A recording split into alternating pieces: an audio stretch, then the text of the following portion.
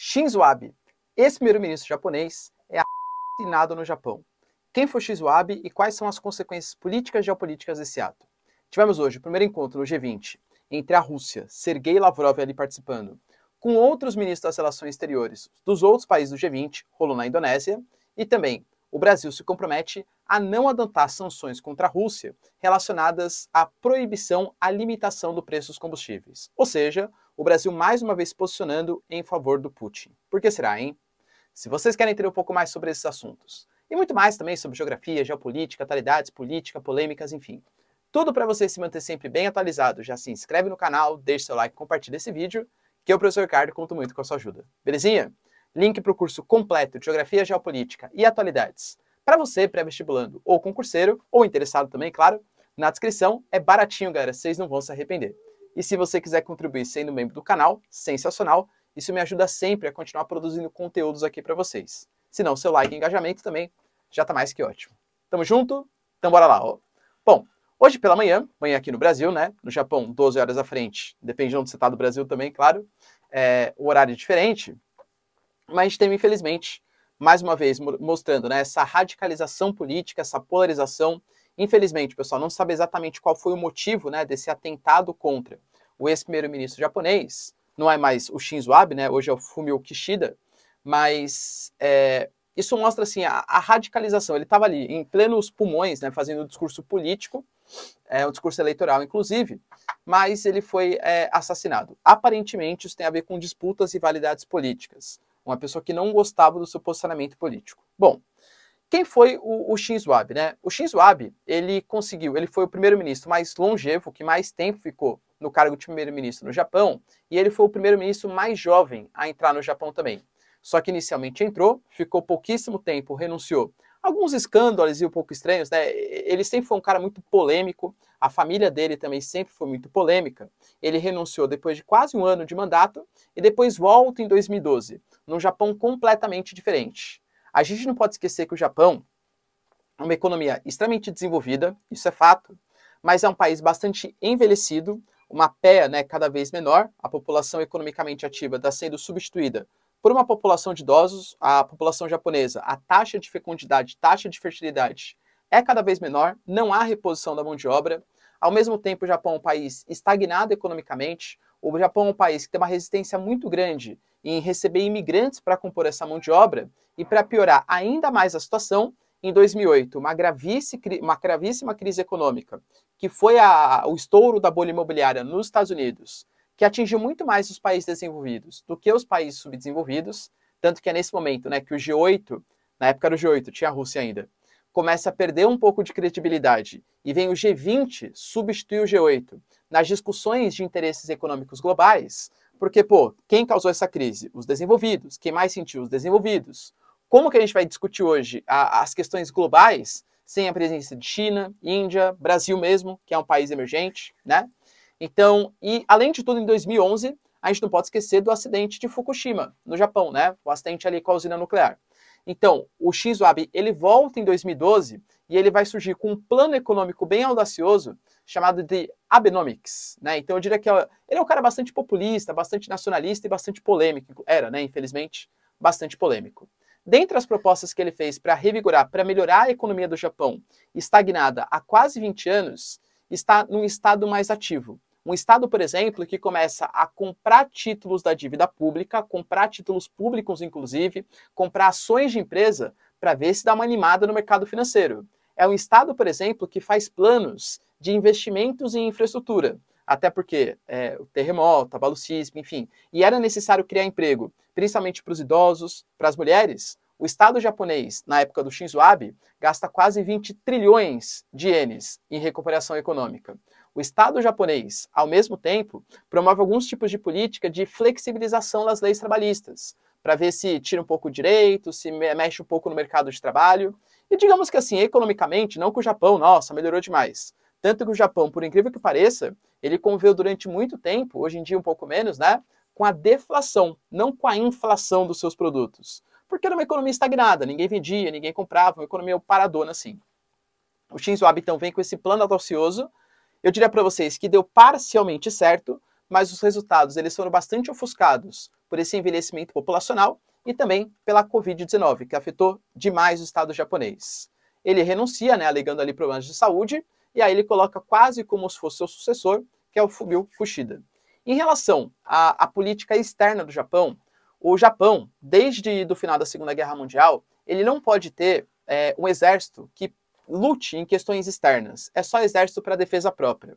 Só que o Japão, ele está no meio de uma série de países que são considerados inimigos. A China está ali próximo, a Rússia disputa pelas Ilhas Kurilas, por exemplo, a Coreia do Norte, que constantemente faz ataques, lançamento de bombas, mísseis, testes, por cima da ilha de Hokkaido, que é a ilha mais ao norte do território japonês.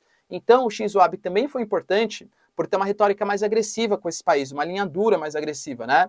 Ele convocou, por exemplo, inclusive pagamento para ter soldados americanos fazendo a segurança das fronteiras. O Japão voltou a investir um pouco mais do PIB na parte do exército. Uma coisa super importante é que o Shinzo Abe, ele teve talvez um dos poucos países do G7, agora já sem a Rússia, que fez uma política de aproximação com o governo Trump. Tanto que o Trump ele mandou condolências, parabenizou, né? Enfim, ficou bem triste com a situação da morte do Shinzo Abe.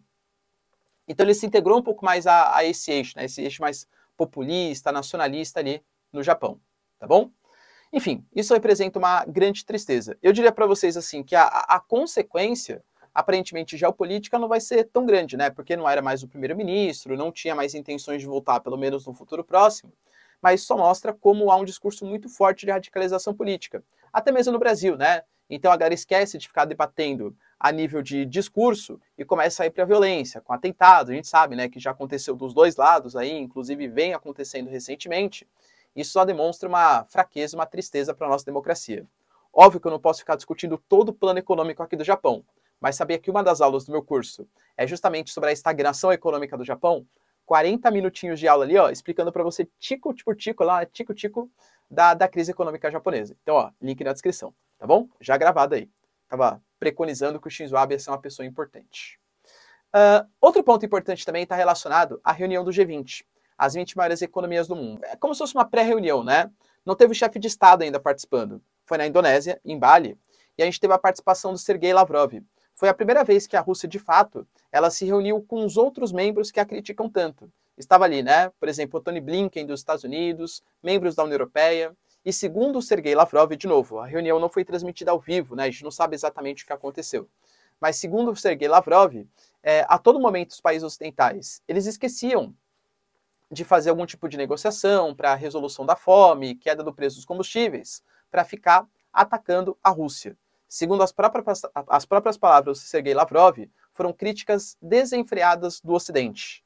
A Indonésia, que está tentando ser um país mais neutro na situação, disse que a reunião ela era pensada para resolver os problemas, mas segundo o Sergei Lavrov, não foi isso que foi feito. As reuniões ainda com chefes de estados ainda vão acontecer no futuro, mas já foi um prenúncio do que pode vir no futuro.